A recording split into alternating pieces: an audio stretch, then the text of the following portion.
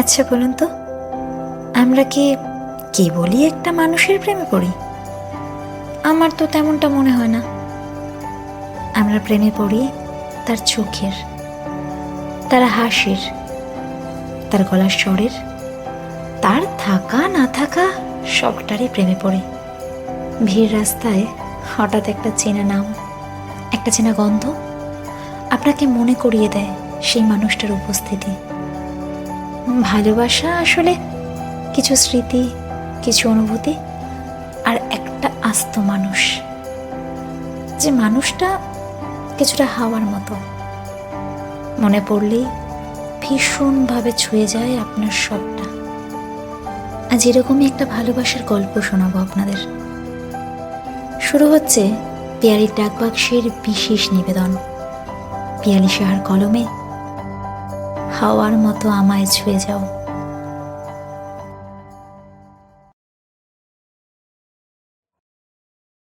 প্রভুর শেষের আলোয় রাঙা সেদিন চৈত্র মাস, তোমার চোখে দেখেছিলাম আমার সর্বনাশ।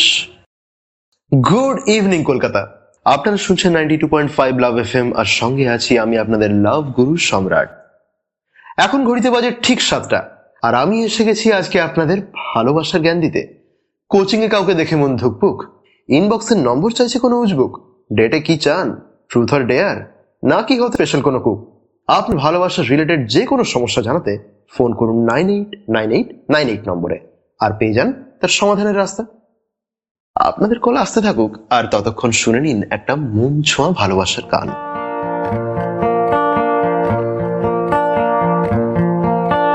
ধরিয়া রাখিও সোহাগে আদরে আমার, মুখর পাখি তোমার প্রাসাদ প্রাঙ্গণে। মনে করে সখী বাঁধিয়া রাখিও আমার, হাতেরও রাখি তোমার কনক কঙ্কনে। ভালোবেসে সখী নিভৃতে যতনে আমার নামটি লিখো তোমার মনের মন্দিরে।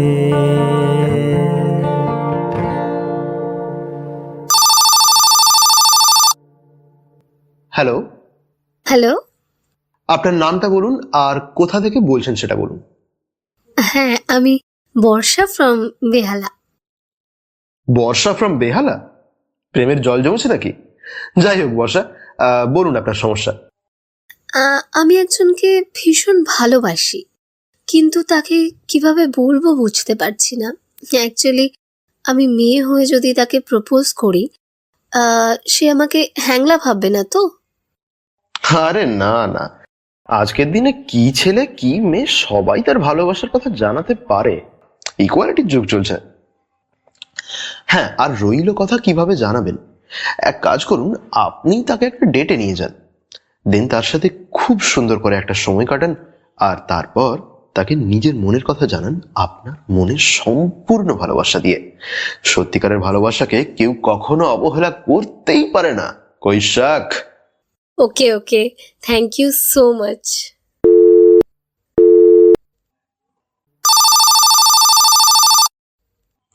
হ্যালো। হ্যালো, হ্যাঁ, আপনার নাম আর কোথা থেকে বলছেন? আমার নাম মণিদীপা, আর আমি উপস, মণিদীপার কলটা তো কেটে গেল। এনিওয়ে, আমরা নিয়ে নেব আজকে আমাদের লাস্ট কলারকে। হ্যালো। হ্যালো, আপনার নাম আর আপনার ধাম, আই মিন কোথা থেকে বলছেন? আমি দিয়া বলছি, নৈহাটি থেকে। আচ্ছা দিয়া, বলুন কি জানতে চান? না, এমনি কল করলাম। মানে ভালোবাসা নিয়ে আপনার কোনো প্রশ্ন নেই? না, ভালোবাসা নিয়ে আবার প্রশ্ন কিসের? আমার কাছে তো ভালোবাসা মানে এখন শুধুই কথা। তাহলে কল করার কারণ? কিছু না, আসলে আপনার ভয়েসটা শোনার ছিল। আপনার ভয়েসটা এত সুন্দর, তাই ভাবলাম। এক্ষেত্রে বলে রাখা প্রয়োজন, সম্রাট যবে থেকে আর যে সম্রাট হয়েছে আর এই ইভিনিং শোটা করছে, তবে থেকে রোজ এই দিয়ার কলটা আসে। মাঝে মাঝে তার কোয়েশ্চেন্স থাকে, আর মাঝে মাঝে কেবল সম্রাটের সঙ্গে এমনি কথা বলার জন্য সে কল করে। উপস, দিয়ার কল তো কেটে গেল, কিন্তু আপনারা চেষ্টা চালিয়ে যান কথা বলার। মনে রাখবেন, শুধু কথা বলা হয়নি বলেই হাজারো সম্পর্ক ভেঙে গেছে, তাই কথা বলা থামাবেন না। এনিওয়ে, কথা হচ্ছে আগামী দিনে। ততক্ষণ সুস্থ থাকুন, ভালো থাকুন, আর ভালোবাসতে থাকুন। And stay tune to 92.7 love FM।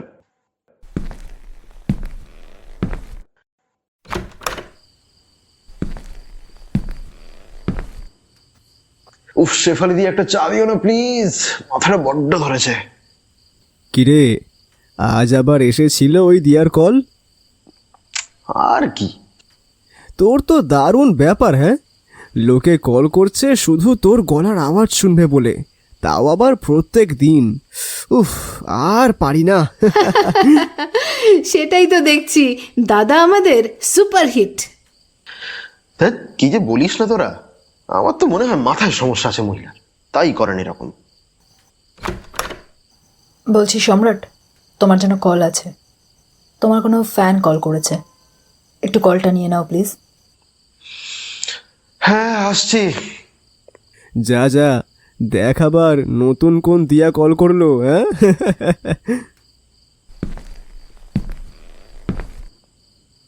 Hello.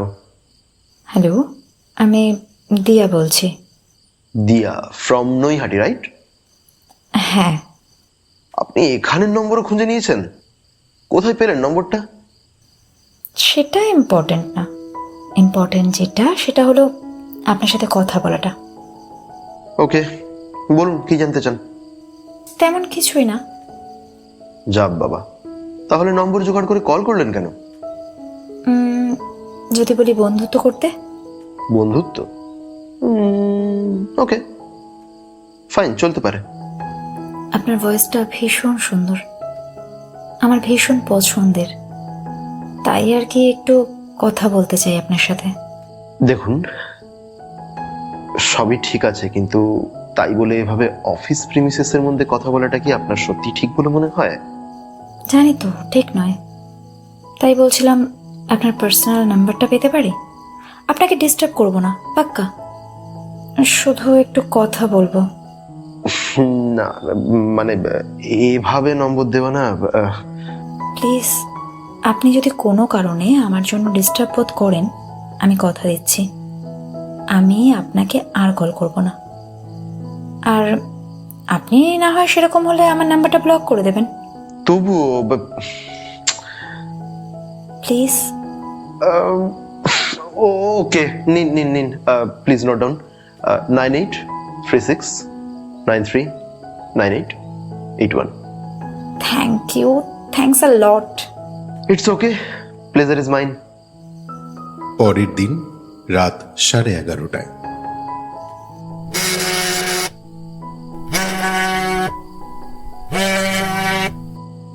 Hello. Free আছো? আছি, বলুন। বলো। আপনি করে বলতে হবে না, আমার বয়স মাত্র 25। আচ্ছা, বলো কি বলবে। বলছি, ডিনার হয়েছে? হ্যাঁ, এই হলো। তোমার? না, আজ খাবো না, খেতে ইচ্ছে করছে না। ইচ্ছা নেই কেন? বড্ড মন খারাপ। মন খারাপ কেন? আমার প্রিয় পায়রাটা মারা গেছে। খুব ভালোবাসতে? হ্যাঁ, ভীষণ। কিভাবে মারা গেল? কারেন্টের তারে শক লেগে। ও আচ্ছা, ছাড়ো সেসব। তোমার দিন কেমন কাটলো? ভালো। আমার না ভীষণ ঘুম পাচ্ছে, আজ রাখি। কাল কথা হবে, কেমন? আচ্ছা ঠিক আছে, গুড নাইট। পরের দিন রাত 10টা।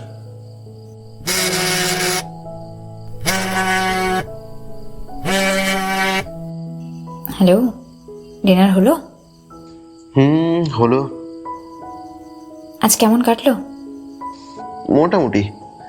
কাজের অনেক চাপ গো। সামনে একটা লাইভ ইভেন্ট আছে, সেখানে একটা বড় শো কভার করতে হবে।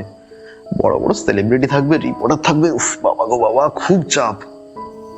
আচ্ছা, তাড়াতাড়ি ঘুমিয়ে পড়ো। আর শোনো, চিন্তা করো না, আমি জানি তুমি পারবে। এভাবেই 1.5 মাস হলো রোজ কথা হতে থাকে ওদের। এখন সম্রাটের অভ্যেস হয়ে গিয়েছে দিয়ার সাথে কথা বলাটা। কিন্তু একটা অদ্ভুত ব্যাপার, দিয়া শুধু কলেই কথা বলে। তার কোনো হোয়াটসঅ্যাপ নেই, কোনো ফেসবুক নেই। কলেই সম্রাটের সঙ্গে কথা বলে একটা অদ্ভুত শান্তি পায় দিয়া। রোজ সম্রাটের খোঁজ নেয়, তার দিন কেমন কাটছে, শরীর কেমন আছে, সবটা খেয়াল রাখে সে। এর মধ্যে সম্রাট অবশ্য বলেছে দিয়াকে দেখা করার কথা, কিন্তু দিয়া বিষয়টা এড়িয়ে গেছে। কে জানে কেন সে দেখা করতে চায় না। তারপর আরেকদিন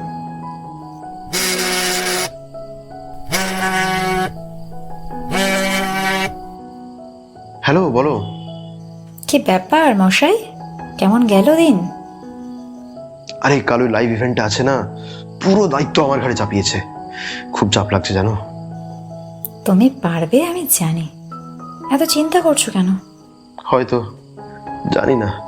আচ্ছা বলছি, এই ইভেন্টটা কি টিভিতে আসবে? এই সেসব ছাড়ো, আগে বলো তুমি কি আমার সাথে দেখা করবে না বলো তো? করব, সময় হোক। কেন এখনো সময় হয়নি কেন? দেখা করার পর যদি... সম্রাটের ফোনের চার্জ শেষ, তাই কলটা ডিসকানেক্টেড হয়ে ফোন অফ হয়ে যায়। আজ সম্রাটের লাইভ ইভেন্ট। সকাল থেকে ভীষণ ব্যস্ত। নামি দামি সেলিব্রিটির বাইট নিতে হয়েছে, নিজে চ্যানেলের হয়ে ইন্টারভিউ দিয়েছে। খুব অ্যাপ্রিসিয়েশন পেয়েছে সবার থেকে। খুব সুন্দরভাবে সবটা সামলেছে। খুব ধকল গেছে আজ সারাটা দিন। খুবই ক্লান্ত সে। রাতে বাড়ি ফিরে দিয়ার সঙ্গে কথা বলার সুযোগও হয়নি। দিয়াও কল করেনি আজ। হয়তো সে সম্রাটের ক্লান্ত থাকার কথা ভেবেই আজ করেনি কল। পরের দিন আজ সারাদিনের কাজ সেরে সম্রাটের অনেক গল্প বলার আছে দিয়াকে। গতকালের ইভেন্টের সব গল্প বলা বাকি রয়ে গেছে। এই 1.5 মাস নিজের লাইফের অনেক কথাই শেয়ার করেছে সে। খুব শান্তি পেয়েছে। দিয়া খুব শান্ত হয়ে তার সব কথা শুনেছে। সম্রাট যেন কোথাও একটা দিয়াকে ভালোবেসে ফেলেছে, শুধু বলে উঠতে পারেনি। আজ সে অপেক্ষা করছে দিয়ার ফোনের। কিন্তু কই, আজও তো দিয়া কল করলো না। কেন করলো না? সম্রাট আজ নিজেই কল করেছে, কিন্তু ফোনটা বন্ধ। কি হলো? পরের দিনও দিয়া কল করল না।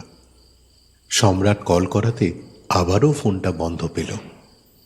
এভাবে 7 দিন কেটে গেল, কিন্তু দিয়ার কোনো খোঁজ নেই। সম্রাট রোজ রাতে কল করার চেষ্টা করে, কিন্তু রোজই ফোন বন্ধ পায়। কোনো কাজেই তার আর মন লাগছে না। দিয়া হঠাৎ কোথায় চলে গেল? বড্ড অস্থির হয়ে আছে সে। আরো 3 দিন কাটার পর একদিন হঠাৎ ফাইনালি সে দিয়াকে কলে পেল।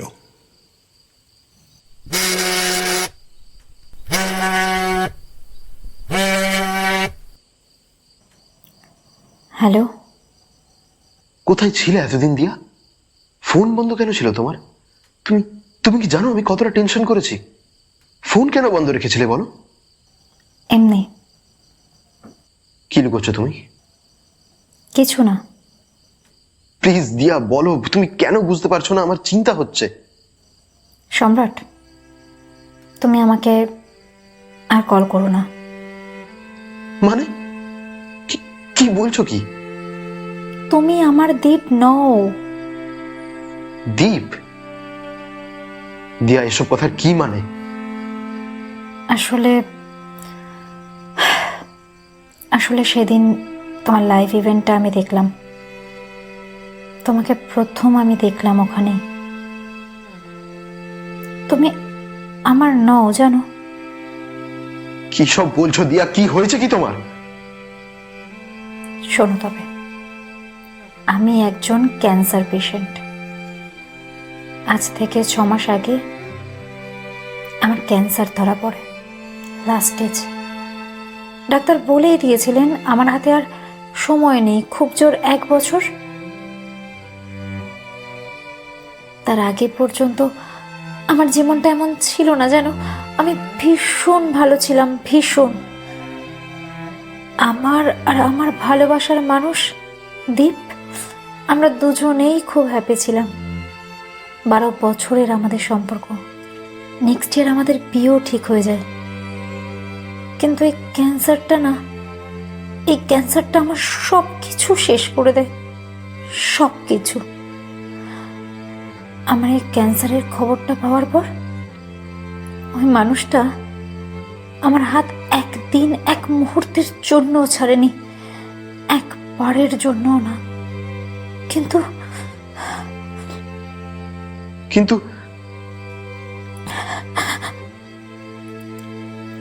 কিন্তু তার মাস 2 পরে একদিন অফিস থেকে ফেরার পথে দীপের অ্যাক্সিডেন্ট হয়। আর ওই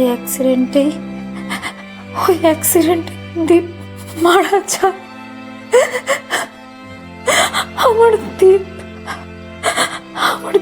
মারা যায়।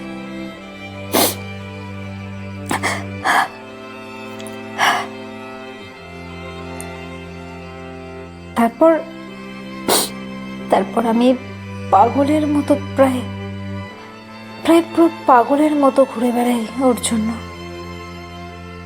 ধীরে ধীরে একটু একটু করে নিজেকে সামনে নিতেই একদিন FM এ তোমার শো শুনি, আর তোমার ভয়েসে আমি আবার আমার দীপকে খুঁজে পাই। জানো তো দীপ না ভীষণ রেডিও শুনতে ভালোবাসতো।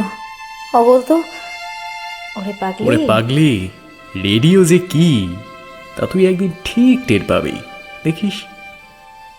আর দেখো, আমি সত্যি সেদিন আবার আমার দীপকে এই রেডিওতেই খুঁজে পেলাম।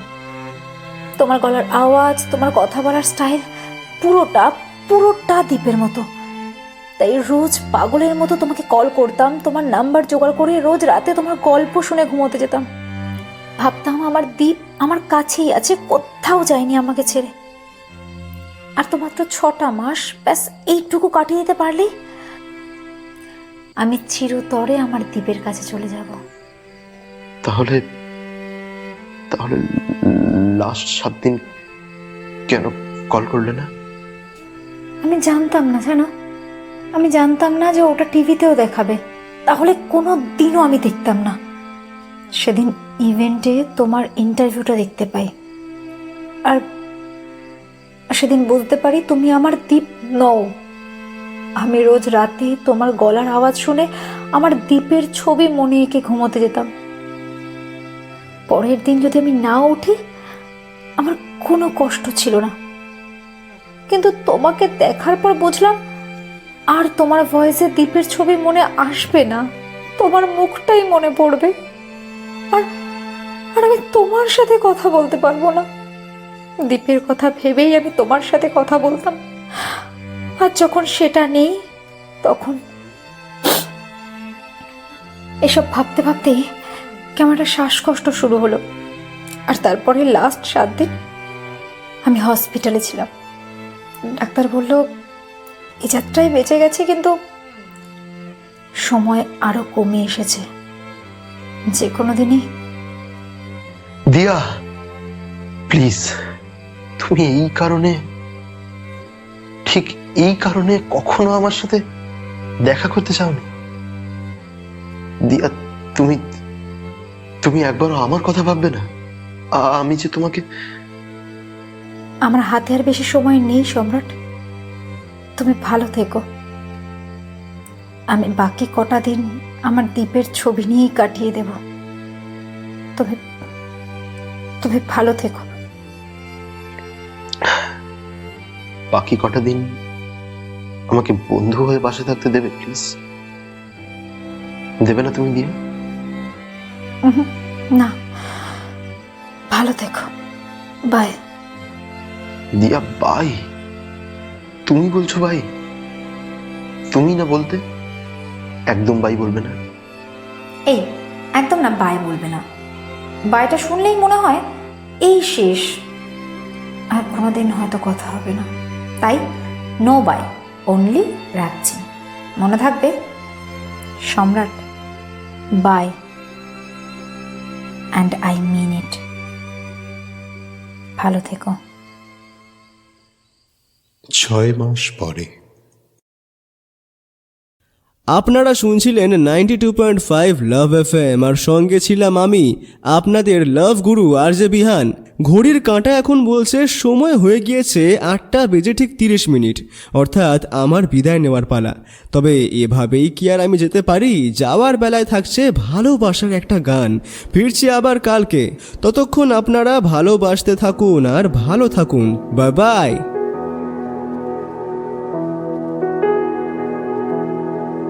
তোমার মন খারাপে বর্ষা আসে, তোমার খাম খেয়ালে বিকেল ফুরোয়, তুমি বাসলে ভালো চাঁদের আলো, নদীর জলে ঝিনুক কুড়োয়। সব বুঝেও কেন বুঝছো না যে তা হাওয়ার মতো ছুঁয়ে যায়। হ্যালো। বল। এতক্ষণ শুনছিলাম তোরই শোটা। ভালো হচ্ছে বিহান। ভালোই তো কপি করছো আমাকে বন্ধু। না রে ভাই, হচ্ছে না। আরে তোকে ছাড়া ভালো লাগছে না। প্লিজ তুই ফিরে আয়। এই ইভিনিং শোটাকে তুই আবার টেক ওভার কর। দেখ সম্রাট, অনেক দিন তো হয়ে গেল, বল তুই এবার তো ফের কাজে। না রে, ইচ্ছে করছে না। দিয়া আর বেঁচে নেই সম্রাট।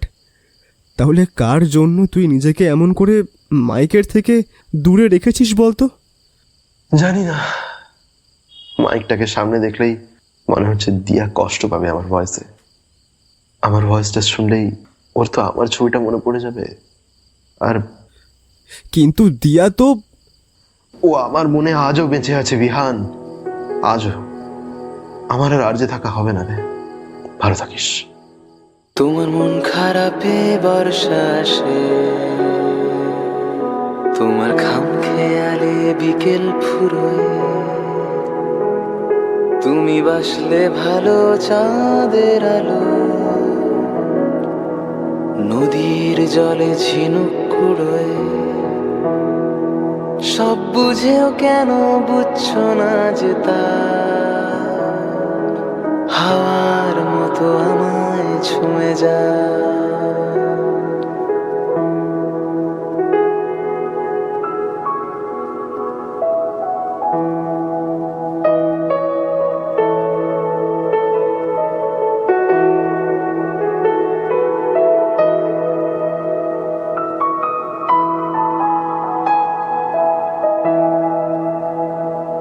রাতে ঘাসের ওপর শিশির জমে, আর ভোরবেলাতে শিউলি ঝরে। আমি বলবো কি আর প্রেমের কথা, প্রাইভেসি নেই মেসের ঘরে। তুমি না হয় শুধু মন খারাপই না, হাওয়ার মতো আমায় ছুঁয়ে যায়।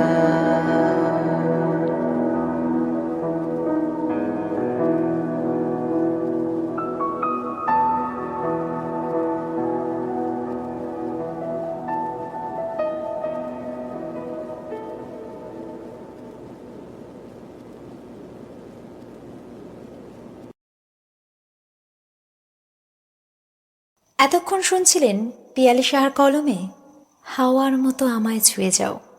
গল্পটি ভালো লাগলে লাইক, শেয়ার আর কমেন্ট বক্সে নিজেদের মতামত জানাতে ভুলবেন না। এখনও যারা যারা পিয়ালি টাকবাক্সকে সাবস্ক্রাইব করেননি তারা অবশ্যই চ্যানেলটিকে সাবস্ক্রাইব করবেন আর পাশে থাকা বেল আইকনটি ক্লিক করে দেবেন। ভালো থাকবেন, সুস্থ থাকবেন, শুভরাত্রি।